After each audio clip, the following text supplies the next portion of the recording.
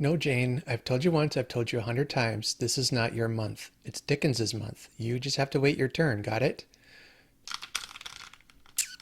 Oh, goodness, sorry, I didn't see you there. Um, Hi, my name is Art. Welcome back to the Bookshelf Odyssey. And as you might have guessed, it's Victober. And so today I attempt to do the impossible. Besides playing with my toys, I'm going to be giving you my Victober TBR.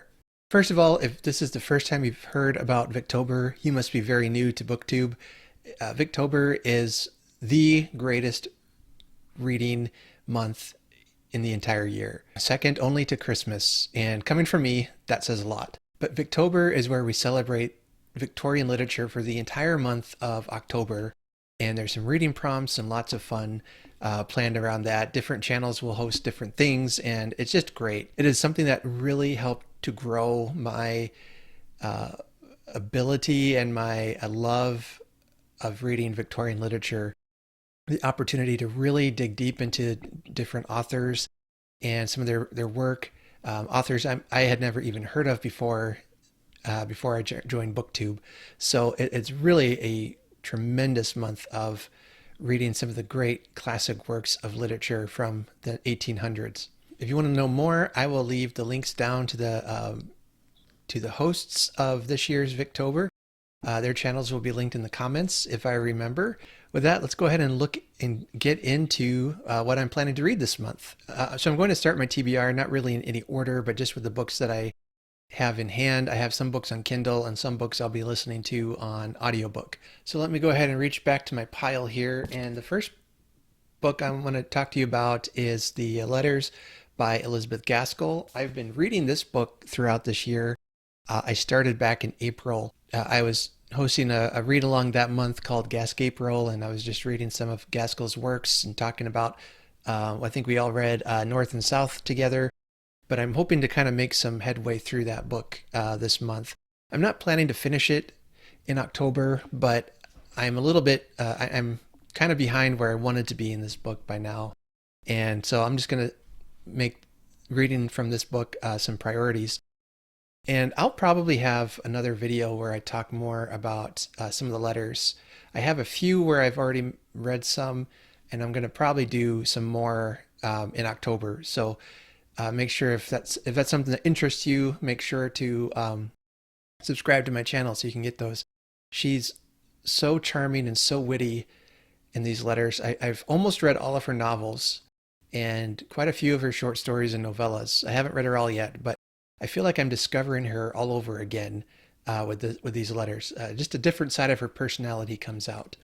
So I've really enjoyed that. And I'll be reading that for the prompt of Petra's challenge, one of the hosts. Her challenge is to read a Victorian first-person narrative. And she did mention that letters and diaries counted. So that's what I'll be reading. I believe if I have time, I'm also going to listen to a sequel to Three Men in a Boat, which I read earlier this year. It's called Three Men on the Bummel, and it's by Jerome. So I found that I saw there was a sequel, and I'm assuming it's written in first person again. I haven't noticed. I didn't check, but if it is, like the first book is, that'll count. If not, it's a Victorian novel, so it counts. Although it was published in 1900, so right at the end of the Victorian age. This next book I'm actually reading right now, and so this one I'm reading is called Burglary by Amy Dillwyn. This is a new Victorian writer to me. I won this book earlier this year as I'm a part of Kate Howe's Patreon book club, and I won them for the month of, I don't know, it was spring sometime. So she sent me this book, and I just started it a few weeks ago, or last week, I think, but I'm really enjoying this. Just briefly, what this book is about is that there is an heiress named Ethel Carton, and she has some jewelry stolen. At least in the beginning chapters, they're really charming and really kind of funny. Not like Douglas Adams kind of funny, but pretty. They gave me some. I just laughed at a few of the antics of the. There's a brother and sister character named Ralph and Imogen, and they're about 17, 18 years old, and especially Imogen. She's not like your typical Victorian lady. She wants to go out fishing. She sneaks out in the middle of the night with her brother to catch worms, to, all these things. That she's kind of like a tomboy, which I thought was an interesting portrayal in a Victorian novel. But I haven't gotten that far through it yet, but I will be sure to do a video wrap up on it and tell you all about it. But I'm really enjoying it. I believe she's a Welsh author. I That's one I'm currently reading. It's just kind of a it's my Victober training novel. I got it's like when you exercise, you got to build up your stamina. Another book I might read for this challenge is called The Blood of the Vampire by Florence Marryat. And I heard it on Jennifer Brooks's channel. She recommended that. And that's a new author to me. I've never heard of that book. I haven't heard of that author before. I've started reading some Penny Dreadfuls. I read some for Garbogist, and I know I read some a year or two ago for Victober. I think that was one of the prompts. And I really just enjoyed those 1800s vampire stories. I read a couple years ago, I read Varney the Vampire, which is just a delightful, spooky and campy novel. It's everything you'd want to find in a Penny Dreadful. So I'd recommend that as a possibility to read this year. So the group read this year is The Way We Live Now by Anthony Trollope. I have not read this book. I have read a handful of his stories. I've read all of the novels in his 2 series. But I think this is the first standalone of his I'll read. And I've heard that this is probably his best novel, and it's certainly a big chunker. So this is the group read, but I might start this a little earlier. I do have it on audiobook as well. I happen to have it on Audible. If you have a subscription, you can get it free as part of your monthly subscription fee. But I might really want to read the words too. I don't know yet. I'll have to see what I have time for. But that book would cover Rose's challenge, which is to read a Victorian work in which class features strongly. And another book that I would read for that is called Man and Wife by Wilkie Collins, or I keep calling it Husband and Wife or something like that. I don't know. I'm struggling with the title. But that's going to be a group read of Kate Howe's book club that I'm a part of, and we're reading that as a group. That book will qualify for that prompt. This is probably the easiest prompt to fill since so many Victorian novels deal with class. Now, I don't actually know what The Way We Live Now or Man and Wife are about. I hesitate to read about what Victorian novels are about because so often they really don't hold back on spoilers. So I will leave links to the books down below, and you can go and check out what they're about if that's something you want to do. I love Wilkie Collins's writings. I've read 4 or so of his novels, and I've enjoyed every one. I've read some of his shorter work too, and it's been really great. So I'm hoping for another a great mystery gothic thriller kind of thing that he likes to write. And then an interesting challenge is one given by Katie, one of the hosts, and her challenge is to read a piece of Victorian New Woman fiction. And that's a topic new to me, or at least so I thought, but I've read some of the books that she recommended for that. So I'm about 90% sure I'm going to read The Odd Women by George Gissing. If I understand right, that book is about some women who, instead of deciding to get married, they decide to go into employment, to work to support themselves, and therefore they're considered to be odd. And I think that'll be a fascinating look at that topic, because some of the that theme comes up off and on throughout really Victorian literature. Even some of Jane Austen, that there was a need for women to marry well in order for them to be supported, and now these women are saying, wait a minute, we can work to support ourselves. We don't have to be 100% dependent on our husbands, do we? And it's created a whole thing. But I find that to be a really interesting subject to read about. So I've actually got quite a few books listed under here as possibilities. I've actually got 32 books in just that prompt I wrote down as books that sounded interesting, and books that I hadn't read or even heard about for most of them. So I know I'm not going to read a fraction of that during October, but this could be a good year-long reading list if I wanted to read about this particular challenge. So that's kind of also what I'm playing around with is looking at doing something like that. But a couple others that are real strong contenders this year for me in that category is The Romance of a Shop by Amy Levy, and then Sylvia's Lovers by Gaskell, by Elizabeth Gaskell. And I got that book last year for Christmas and kind of scandalized my in-laws because they got it for me, but then they didn't know what kind of a book I just ordered. They're very conservative, and I had to reassure them that it was not it wasn't what they thought it would be. And in the story, Sylvia, from what I remember reading about it, she has two men who are vying for her hand in marriage, and that she has to kind of decide which to choose. I think it's something like that. I'm so careful. I've tried to be really careful about spoilers, but that's another possibility I'll get to.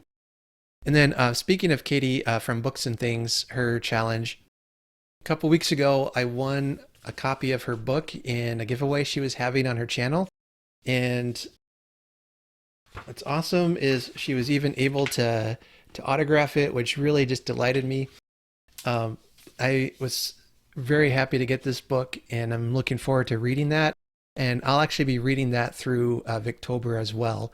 It's obviously not a Victorian novel, but it's a Victorian set novel, and I've heard it described by many, including Katie herself, that it's kind of a homage to the Victorian stories that we all love. And just a little sneak peek of things to come in October. If everything works out right, I'll be interviewing Katie on my Bookshelf Odyssey podcast, and of course I'll have the video posted here as well. For Kate Howe's challenge, she has read a Victorian work featuring a stranger or outsider, which sounds very, very mysterious. I love it. And I've got some good options here. So I have 12 books listed under this prompt, and I've picked three. The one I'm going to try is Deerbrook by Harriet Martineau. I have not read her. I started reading this back in December, but I ended up DNFing it just because I had a lot going on. It was Christmas time. It's a big book, and I just wasn't getting into the story. I lost the trail of the plot somewhere, and so I was just like, I'm just reading words, but I have no idea what it's saying, what's happening to whom, and I got thinking, I don't even know what the story is about. I couldn't even tell you. So I decided, all right, I'm just going to wait and pick it up again later because it is something I want to read. Deerbrook is set in the 1830s. It's the story of two sisters, or maybe two cousins. I can't remember now, but they're both in their early 20s. They both are falling in love with a couple of eligible bachelors. And what's interesting is one of them is clever and charming, and the other is a great beauty. And so I'm looking forward to revisiting that dynamic between one who's like beauty versus brains kind of thing, and how their path in courtship and falling in love and all the drama that will happen as a result. I'm looking forward to reading about that and actually paying attention to the book. So I feel like I'm in a better frame of mind for it this October, and we'll be reading that book. I was hoping for a audio version, but I haven't been able to find one yet. I don't think I've even found one on LibriVox. So although I have really bad luck on LibriVox, I guess, but. So anyway, if you know of a good audio version or if it's on LibriVox, let me know. But I think that would help me get through that book and see what it has. But a couple other choices I was really close to picking up is Romola by George Eliot. I have 2 George Eliot novels left to read, and I'll have read all of her novels. And it's that one and Daniel Deronda, which I had started reading last year, but then also DNF'd that one again because it was too much of a story that I had time for to actually focus on. So I just decided I needed to put it aside and come back to it. But I really enjoy George Eliot's writings. I think her novel Silas Marner is one of my favorite Victorian novels that I've ever read. It's a beautiful story of an older man who is kind of an outcast in society. He comes across a young orphan girl who he brings into his life and into his family. Well, he takes care of her, and there's mystery around who she is. There's a lot of other things that are happening in the plot involving Silas and the reasons why he's kind of an outcast of society that really make for a compelling novel. That was one of the first Victorian novels I ever finished reading, and remember thinking it was really really good. I just loved that story. I'm due for a reread though of Silas Marner. It's been quite a few years, so maybe if I have time, I'll add that to my list too. And then this is kind of a long shot, but I really want to read the Heir. I want to read the Heir of Redclyffe by Charlotte Mary Yonge. I have not read anything by her yet, and she is one of the Victorian writers I came to know through Victober, but to know of anyway. I haven't actually read her yet, but that excites me to know that I still have some, from what I can tell, excellent writers to explore that I haven't even started yet. Because every once in a while, I'll wake up in the middle of the night in a cold sweat, in a panic, thinking, have I read all there is to read in Victorian literature? Is there nothing more to accomplish with my life? And this is why I have anxiety. Okay. Yeah, so that's one that I doubt I'll get to this month, but I really want to get to it soon. I've got a couple odds and ends I'm going to read. There's a couple of short story collections I'm going to read. I think I started a year or two ago trying to include a Victorian short story collection in my reading, just to help me have something that I'm accomplishing in smaller doses, because Victorian novels are chunky for most of them, and that's fine. I don't always have time. I like having that feeling of I'm accomplishing something. So short story collections are really helpful for that. And it's October, and I love to read spooky stories in October. So Petra on her channel, she recommended a collection by Sheridan La Fenu, and I butchered his name, so sorry about that. But it sounds like I think there was about 19 short stories in that collection, which sounds really like. I loved his vampire novella, Carmilla, and then I also read a novel by him that was very creepy, and I cannot think of the name offhand. I really come into this super prepared, as you can tell. But he's on my list of people and authors I want to read more of. So I think this short story collection will fit perfectly for some October reading. In looking for some Jerome stories, I came across one called Told After Supper, and apparently it might be a fuller title. I think I saw was Told After Supper: Stories on Christmas Eve, and a lot of them are ghost stories or scary stories written by Jerome, I guess. So I'm going to read those as well, because I love Christmas, and I love what Victorians did during the winter, especially during Christmas, was to sit around, as part of their celebrating of Christmas, they would read ghost stories and scary stories and spooky stories, and I think that's a lot of fun. So a lot of them are probably not, when you think of Christmas stories, you think of, like Hallmark kind of Christmas stories, but to a Victorian, a Christmas story would be something scary. And that's a topic I think I'd like to dig into more, as to why they would do that and how that tradition came about. Do they still do that in England, or has Halloween kind of replaced that, as I know it certainly has here in the United States? But that might be a fun topic to talk about someday down the road. That's my Victober TBR, my pile of possibilities, whatever you want to call it. I'm really enjoying watching everyone's videos right now. It's getting me in the mood for Victober. So let me know if you're participating and what you're looking forward to reading. you can always find me at any of the links down below, and I'll also be hanging out on the Victober Discord channel. So I can't wait to find out what you'll be reading. All right, well, until next time, happy reading, everyone, and take care.